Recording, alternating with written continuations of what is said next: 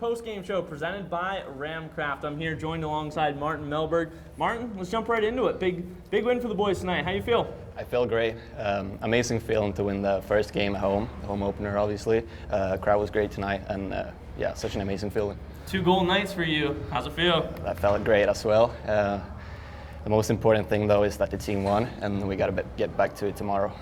You were playing a large portion of the night without Tomas Breka, someone who you've played with big portion of this season already. Was that different for you or no?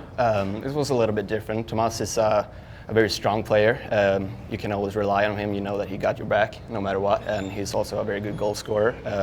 I love playing with Oscar too. We used to play for the same team back home in Sweden. We have great chemistry together. I think we played around like 400 games. So yeah, I like playing with both of them. They're both great players, and I'm a lucky guy to be able to play with both of them. Big win for the boys and 2 goal night for Martin Mellberg. We've got more coming up after the break.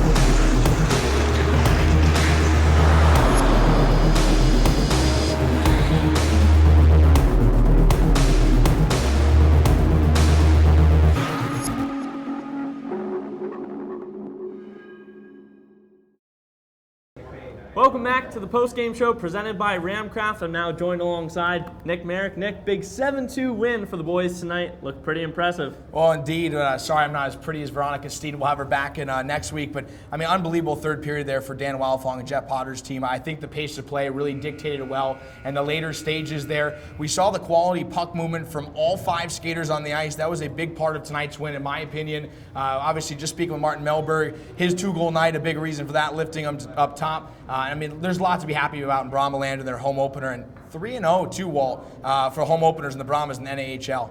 Big success there. Now, let's talk about that third period. That power play was absolutely unreal. Well, I mean, I think a big part of it, too, was, again, it goes back to that puck movement, working the puck up high. The defense has been practicing with it all week long. They finally got shots through traffic. That was huge. They let the players go, but that first power play goal was absolutely nasty by Bates to Clark on the near side. And to have the anticipation of find Berardinelli on the top of the circle is something impressive that you don't often see in the junior hockey like this level. It's just a really special team that's starting to click at a good time after some of the early struggles of the power play, in my opinion. Yeah, absolutely, and they worked out a lot of the kinks tonight. Something you and I discussed prior to tonight was their shots on goal in Topeka. I mean, they only put 18 and 19 on there. When coming into the game, they were averaging into the 30s, so it's good for them to get back up into the 40s tonight. But were you expecting this team to get back into the 40s, or do you think it would have been more at least even par, so to speak? Yeah, I definitely thought it would be a gradual progression. I mean, they started the season hot. Who could disagree with that Blaine showcase? But yeah, I mean, I was very much so impressed with this team tonight. It's just an overall feel-good feeling here in ITEX.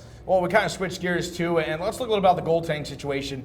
Corbin Kaspersky played both games at Topeka. Connor O'Brien came in. He was tested there a little bit at times, but the defense did its job. Were you pretty pleased with the way the goaltending situation panned out? Absolutely. I mean, going back to when I first got here in August and watching camp and then watching the first weeks of practices, I thought O'Brien would be the guy all along. I mean, obviously you and I had no knowledge of Kaspersky coming in, Hansen going, Rivers going. So I'm very glad to see that O'Brien has been so solid in there. Happy to see that he was back tonight. You know, he didn't play in Topeka because he had a shoulder injury that he suffered during warm-ups, but I'm so happy to see him back in there and excelling tonight. Thought it was an outstanding performance from Connor O'Brien. Well, big expectations, too, for both these teams tomorrow night in the NITEC Sports Center to close out the series. But before we wrap it up, and I'll let you kill it, Walt, what's going the mindset for tomorrow in the Saturday night finale?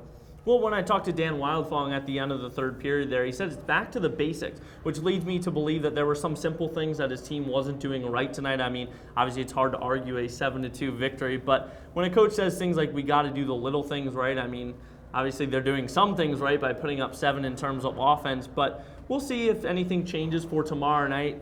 Obviously they can't change too much when you have that much success, but we'll see. You never know what Dan and Jeff are going to do back behind there. Oh, I agree. I think a big part of it, too, is just the passing game. I noticed in practice, he kind of stopped the play a couple of times. We were both there, and he was like, you don't need to make a fancy pass. Just make the clean, smart pass. And that was huge. The blue liners did their job moving it. We saw them work down low in the corners, and everything was kind of clicking there after 40 minutes of hockey. And it was a different Brahmas team than we saw in the first 2 periods, for sure.